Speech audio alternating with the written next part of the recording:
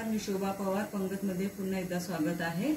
आज आपण पाहणार आहोत कोबीच्या वड्या। त्यासाठी लागणारे साहित्य आहे 2 वाट्या कोबी बारीक चिरून घेतलेला आहे, 2 वाट्या डाळीचं पीठ आहे, हे बेसन आहे 2 वाट्या, 2 टीस्पून आहे लिंबू रस, 1.5 टीस्पून आहे लाल तिखट, पाव टीस्पून हळद, 1 टीस्पून मीठ, 1 टीस्पून धना जिरा पावडर, 1 टेबलस्पून आलं लसूण पेस्ट आणि वाटल्यास पाणी घालायचं थोडं। त्यासाठी आपण पीठ भिजवून घ्यायचं आहे। कोबीला पाणी असल्यामुळे त्यात जास्त पाणी घालू नये। घट्ट असं दाटसर वडीचं पीठ मळून घ्यायचं आहे आपल्याला। आलं लसूण पेस्ट, लिंबाचा रस, लाल तिखट, हळद, धने जिरे पूड आणि मीठ।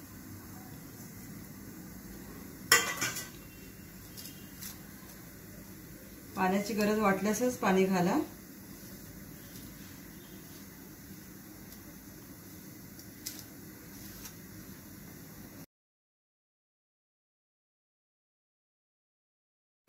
आता आपलं पीठ मळून झालेलं आहे। असंच त्याचप्रमाणे पीठ सैलसर भिजवा। इथे मी चाळणी घेतली, त्याला तेल लावून घेतलेलं आहे। आता हे आपल्याला ह्याच्यात थापून घ्यायचं आहे। पाणी नका घालू, कारण कोबीला पाणी सुटतं मसाला मीठ वगैरे घातल्यावर। कोबीच्या पाण्यातच आपल्याला हे थापून घ्यायचं आहे।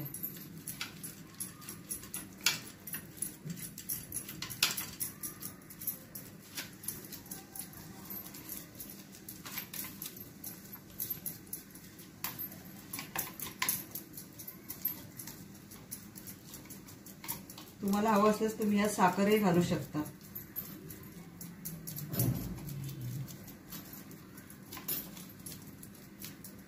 ह्या पद्धतीने चाळणीवरती हे सारण पसरून घ्या वड्यांचे पीठ आणि साधारण 20 ते 25 मिनिटं ह्याला उकळून घ्यायचं आहे आपल्याला।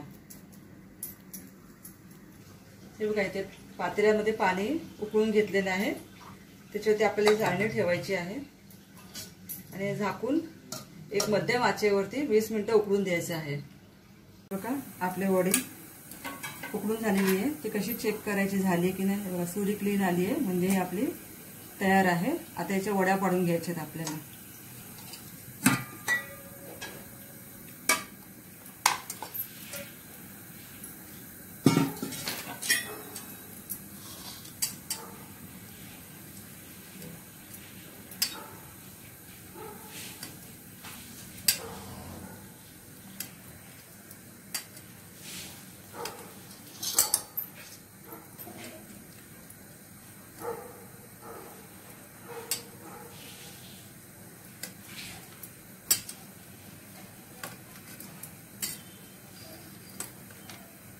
कढईमध्ये तेल तापून घेतलेलं आहे।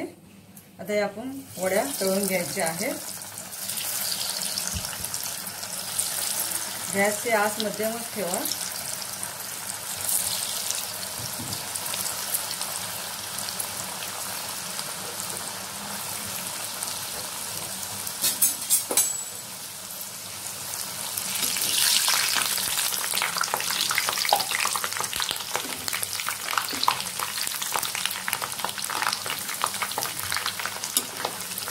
खरपूस रंगावरती आपल्याला ह्या तळून काढायच्या आहेत।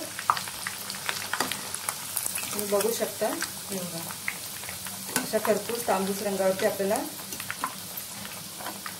तळून घ्यायचे आहेत।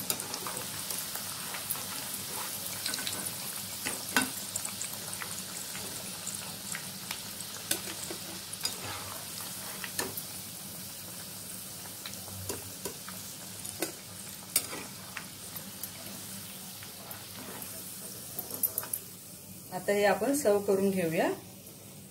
आपल्या कोबीच्या वड्या तयार आहेत। माझ्या रेसिपीज आवडल्यास लाईक आणि कमेंट जरूर करा। थँक्यू।